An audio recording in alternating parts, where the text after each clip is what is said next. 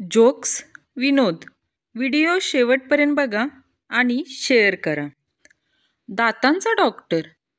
तुमचा दात किडलाय, तो काढावा लागेल. राजू. किती पैसे लागतील हो डॉक्टर? डॉक्टर. फक्त 500 रुपये लागतील. राजू.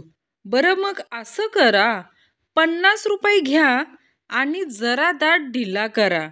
घरी जाऊन मी स्वतः काढतो. राजूचे बोलणे ऐकून डॉक्टर डोकं आपटायला लागला.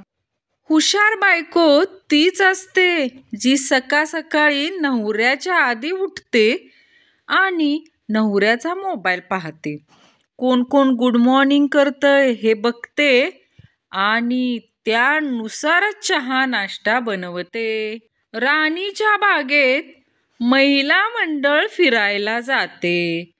एक एक प्राणी बघत बघत सगळ्या जणी गेंड्याच्या पिंजऱ्यापाशी जातात. तेव्हा मोनाबाई सोनाबाईंना म्हणाल्या, गेंडा पाहिला म्हणून आठवण झाली. काय हो सोनाबाई, तुमच्या पतिदेवांची तब्येत कशी आहे आता? औषध घ्यायला आलेल्या दारुड्याला डॉक्टर म्हणाले, रमेशराव, तुम्ही दारू सोडा. अहो, दारू हे माणसाचा हळूहळू जीव घेणारं एक विष आहे. यावर दारुडा म्हणाला, डॉक्टर, मग मला तरी मरायची घाई कुठे आहे?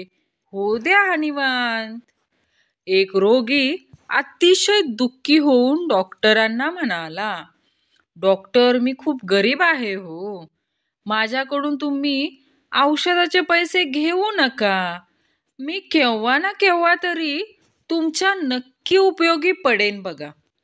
डॉक्टर, कोणता व्यवसाय आहे तुझा? रोगी म्हणाला, आपल्या गावातल्या स्मशानात माझी लाकडाची वकार आहे. बालपणी बहिणीचा फ्रॉक घालून आईची टिकली, काजळ, लिपस्टिक वगैरे लावून फिरणारे आज देखील मुलींचे फेक अकाउंट बनवून सोशल मीडियावर मजा करतात. हल्ली खूप चहाची दुकाने निघालेत बघा. येवले चहा, साईबा चहा, कडक चहा, प्रेमाचा चहा. जण्या, सगळ्यात चहा चांगला कोणता रे? मन्या म्हणतो, फुकटचा चहा. मन्या, आज मी तुला बारीक दिसण्याचा अनोखा उपाय सांगणार आहे. जण्या, कोणता रे?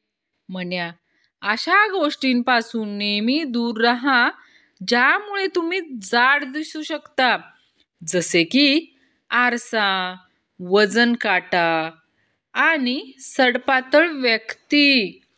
राजू, सांग पाहू, डासाला कसं मारायचं? मनोज, मला नाही बुवा माहीत. राजू, वेडा रे वेडा, अगदी सोपा आहे बघ. त्याला पकडायचा, त्याचे पाय बांधायचे आणि पोटात गुदगुल्या करायच्या. पिझ्झा बघितल्यावर नेहमीच एक प्रश्न पडतो. पिझ्झाचा आकार गोल असतो. देताना तो चौकोनी बॉक्समध्ये देतात आणि खाताना त्रिकोणी असतो. आयुष्यात काही माणसं पण अशीच असतात, दिसतात वेगळी. मोना, अहो, उन्हामुळे माझी स्किन खूप ऑइली झाली आहे. सांगा मी काय करू?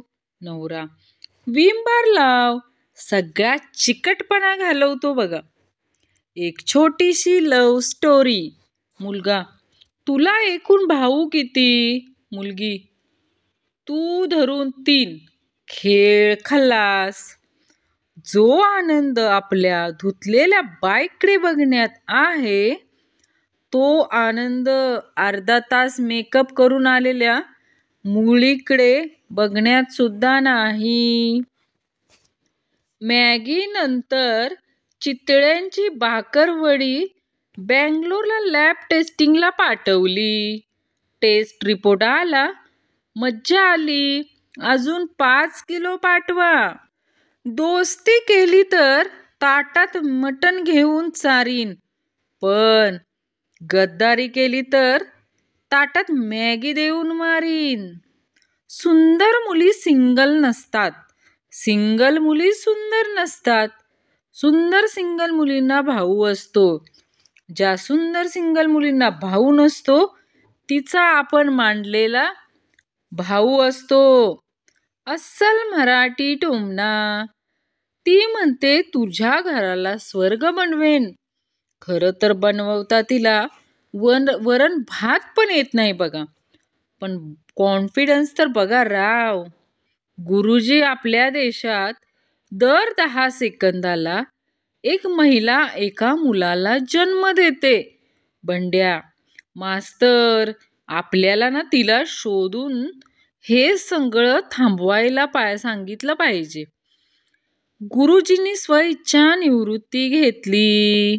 श्री, ए जान्हवी 9 म्हण ना 9. जान्हवी 9. श्री, आई आजीने आणला खाऊ. जान्हवी, ए श्री 3 म्हण 3. श्री 3. जान्हवी, काही हा श्री. हा असाच साखरासारखा जर वेळी पाऊस पडत राहिला तर काही वर्षांनी आपल्यापेक्षा लहान असलेली मुले सुद्धा म्हणतील, आम्ही पण तुमच्या एवढेच पावसाळे बघितलेत.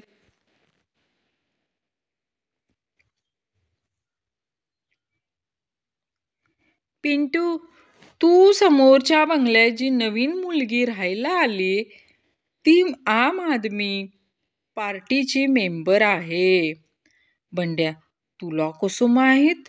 पिंटू, आज सकाळी मी तिला हात दाखवला तर तिने मला झाडू दाखवला. एकदा वर्गात बाईंनी सर्व मुलींना आपल्या लव्हरचे नाव एका कागदावर लिहायला सांगितलं. थोड्या वेळाने मुले म्हणाली, बाई झालं आमचं. 5 मिनिटांनी मुली म्हणाल्या, बाई पुरवणी द्या.